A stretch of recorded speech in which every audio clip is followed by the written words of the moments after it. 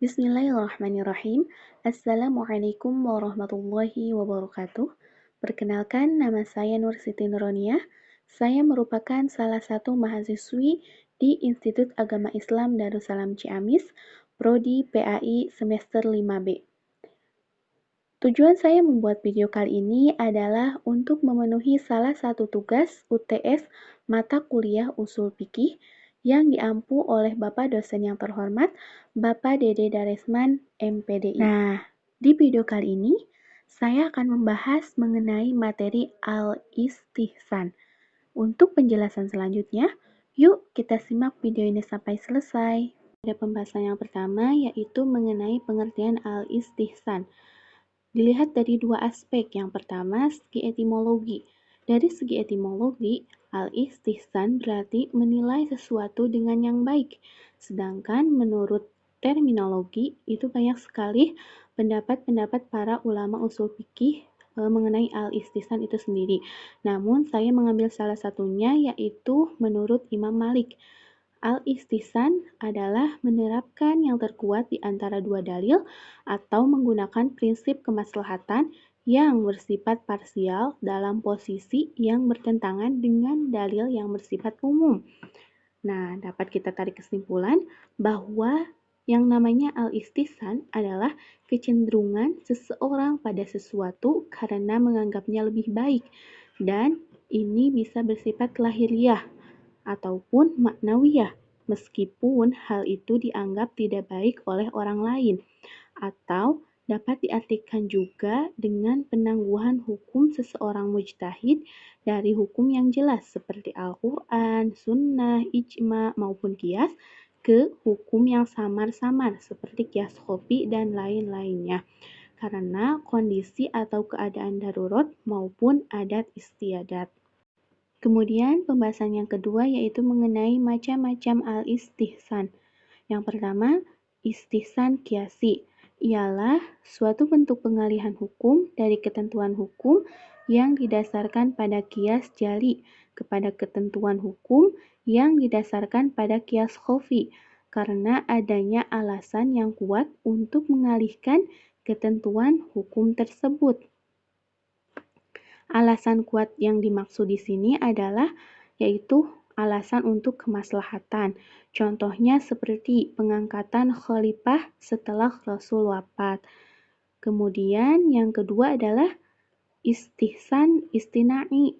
Ialah qiyas dalam bentuk pengecualian dari ketentuan hukum yang berdasarkan pada prinsip-prinsip umum kepada ketentuan hukum tertentu yang bersifat khusus. Istihsan bentuk yang kedua ini dapat dibagi kepada beberapa macam. Yang pertama adalah istihsan bi-an-nas.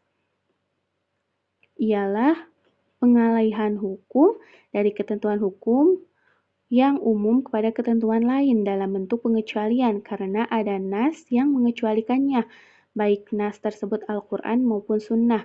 Kemudian yang kedua, istihsan bi al-ijma, ialah pengalihan hukum dari ketentuan umum kepada ketentuan lain dalam bentuk pengecualian karena ada ketentuan ijma yang mengecualikannya. Kemudian yang ketiga adalah istihsan bi al-urf, ialah pengecualian hukum dari prinsip syariah yang umum berdasarkan kebiasaan yang berlaku. Kemudian yang keempat, istihsan bi ad-darurah, ialah suatu keadaan darurat yang mendorong mujtahid untuk mengecualikan ketentuan qiyas yang berlaku umum kepada ketentuan lain yang memenuhi kebutuhan mengatasi keadaan darurat. Kemudian yang terakhir, yang kelima adalah istihsan bi al-mursalah, ialah mengecualikan ketentuan hukum yang berlaku umum berdasarkan kemaslahatan dengan memberikan atau memberlakukan ketentuan lain yang memenuhi prinsip kemaslahatan. Kemudian, materi pembahasan yang ketiga yaitu mengenai sanad istihsan atau sandaran istihsan. Yang pertama yaitu menurut ulama-ulama Hanafiyah menyebutkan ada 4 macam sandaran istihsan, yaitu yang pertama istihsan yang sandarannya qiyas khofi, yang kedua istihsan yang sandarannya urf yang sahih, yang ketiga adalah istihsan yang sandarannya kepada nas. Yang keempat adalah istihsan yang sandarannya kepada darurat. Kemudian yang kedua yaitu menurut ulama-ulama Malikiyah hanya menyebutkan 3 macam sandaran istihsan, yaitu yang pertama istihsan yang sandarannya kepada urf yang sahih, yang kedua yaitu istihsan yang sandarannya kepada maslahat, yang ketiga adalah istihsan yang sandarannya kepada rab al-kharaj.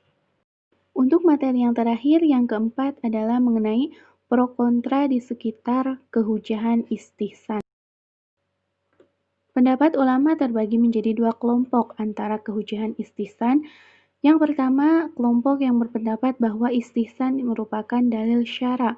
Mereka ini adalah madhab Hanafi, Maliki, madhab Imam Ahmad bin Hambal, dan sedangkan kelompok yang kedua yang menolak penggunaan istihsan sebagai dalil syara adalah Imam Asy-Syafi'i, Jahriyah, Mu'tazilah, dan Syiah. Mereka berpendapat bahwa menggunakan istihsan sebenarnya dikendalikan oleh hawa nafsu untuk bersenang-senang dengan cara menggunakan nalar murni untuk menenangkan hukum yang ditetapkan dalil syara. Yang pertama, pendapat ulama yang menggunakan istihsan diantaranya, menggunakan istihsan berarti mencari yang mudah dan meninggalkan yang sulit. Kemudian yang kedua, menurut firman Allah pada surat Ad-Zumar ayat 55 yang artinya, dan ikutilah sebaik-baiknya apa yang telah diturunkan kepadamu dari Tuhanmu sebelum datang ajab kepadamu dengan tiba-tiba, seakan kamu tidak menyadarinya. Yang terakhir adalah sesuatu yang dipandang baik oleh kaum muslimin, maka ia dipandang baik juga oleh Allah Subhanahu wa taala. Sementara itu, untuk yang kedua, untuk menolak kehujahan istihsan, yaitu yang pertama firman Allah pada surat Al-Maidah ayat 49 yang artinya, dan hendaklah kamu memutuskan perkara di antara mereka menurut yang dituruti Allah, dan janganlah kamu mengikuti hawa nafsu mereka. Nah, ayat di atas menunjukkan bahwa tidak boleh menetapkan suatu hukum kecuali berdasarkan pada nas dan dilarang mengikuti hawa nafsu.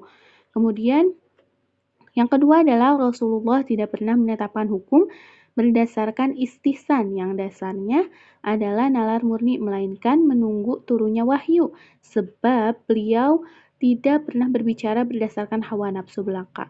Dan yang terakhir adalah istihsan itu landasannya adalah akal, di mana kedudukan orang yang terpelajar dan tidak adalah sama.